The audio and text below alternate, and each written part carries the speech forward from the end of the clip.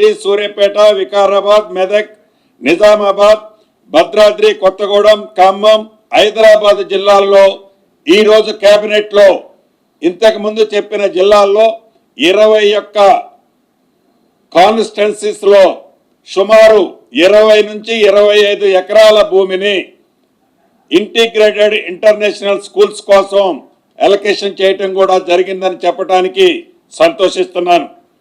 అదే రకంగా ఎప్పటి నుంచో లాంగ్ పెండింగ్ ఉన్న ఈ కరీంనగర్ ప్రాంత వాసులు పోయే ప్రాంతానికి సుమారు డిఫెన్స్ ల్యాండ్ ఒక 42 ఎకరాలు డిఫెన్స్ ల్యాండ్ రిక్వైర్మెంట్ ఉంది.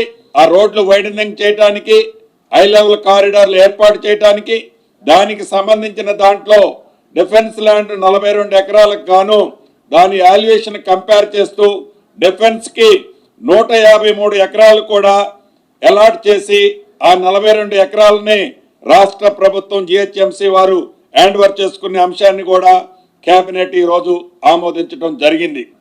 అదే రకంగా భద్రాద్రి పవిత్ర పుణ్యక్షేత్రమైన భద్రాచలంలో ఒక గ్రీన్ఫీల్డ్ మినీ స్టేడియం ఏర్పాటు కోసం గౌరవ మంత్రివర్యుల సూచనల మేరకు 5 ఎకరాల భూమిని కూడా దాన్ని కూడా ఈ స్పోర్ట్స్ అథారిటీకి అలొకేషన్ చేయడం జరిగింది.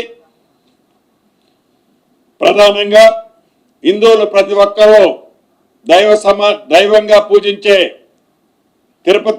తిరుమల వెంకటేశ్వర స్వామి దేవాలయాన్ని నా సొంత జిల్లా అయిన ఖమ్మం, అదే రకంగా తుమ్మల నాగేశ్వరరావు మంత్రి గారి వారి సొంత నియోజకవర్గం, ఉప ముఖ్యమంత్రి గారి బట్టి గారి సొంత జిల్లాలో 20 ఎకరాల భూమిని టీటీడీ వారికి అలొకేషన్ చేయటం జరిగింది.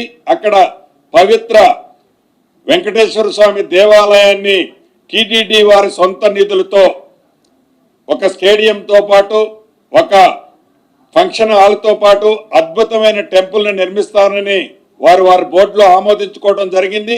దానికి రాష్ట్ర ప్రభుత్వం నుంచి ఒక 20 ఎకరాల భూమిని కూడా అలొకేషన్ చేయడం జరిగింది.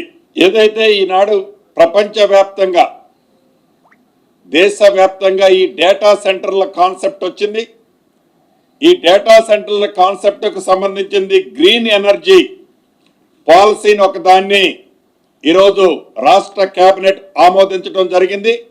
ఎవరైతే డేటా సెంటర్లకు సంబంధించిన వారు 300 మెగావాట్కు సంబంధించిన కెపాసిటీ వరకు 300 మెగావాట్కు సంబంధించిన కెపాసిటీ వరకు గ్రీన్ పవర్ని ప్రొడ్యూస్ చేసుకునే పాలసీని ఈరోజు రాష్ట్ర కేబినెట్ ఆమోదించడం జరిగింది.